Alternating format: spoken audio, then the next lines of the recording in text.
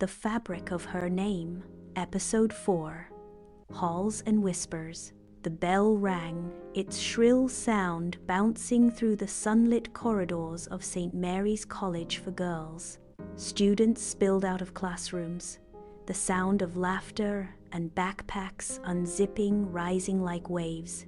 The marble floors gleamed, and posters for upcoming inter-house sports and debate club tryouts clung to every wall.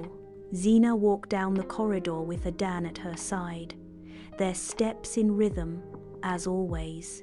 They were an odd pair, Zina with her quiet grace and faded school bag, Adanne with her gold hair clips, sparkling water bottle, and the effortless energy of a girl raised to expect doors to open. "Are you still thinking about the project presentation?" Adanne asked. Zina shook her head. "No, I finished the slides. I was just thinking." "Still about the laptop thing?" Zina didn't answer. They turned the corner into the library wing, where the noise thinned into whispers and the air smelled of old books and disinfectant. They liked to sit there during break, far from the courtyard cliques and the drama of Form 5 girls planning their class party. "What's it like, being you?"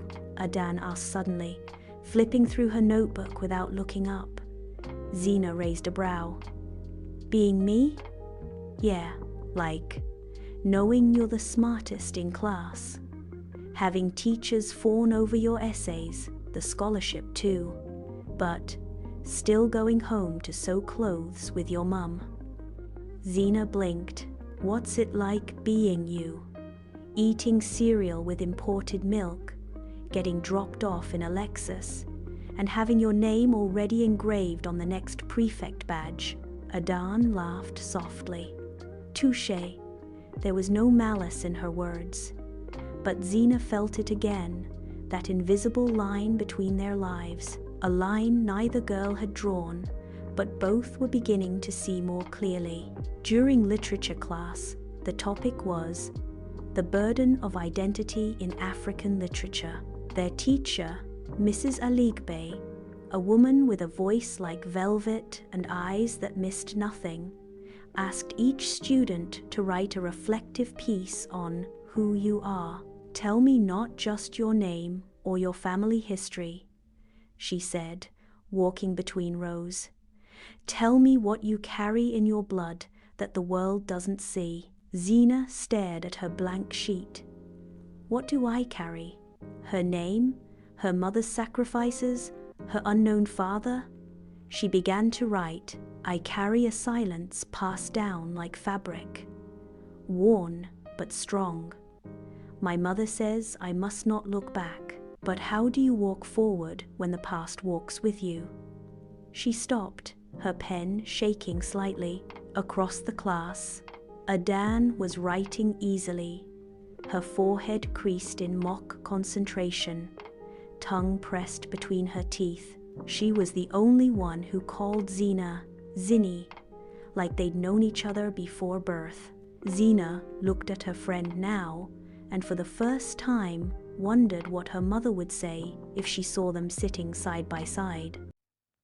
After class, Zina stayed behind to return a book to the library. As she slid it into its place, she heard voices, 2 girls from the senior class, whispering near the librarian's desk. "Did you hear? It was Adanne's mum that personally funded that scholarship Zina got." "No way, just like that.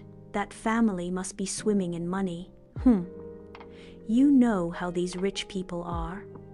Always doing charity to clear their conscience, especially the ones who've never been around." They burst into laughter, the kind that dances with mischief.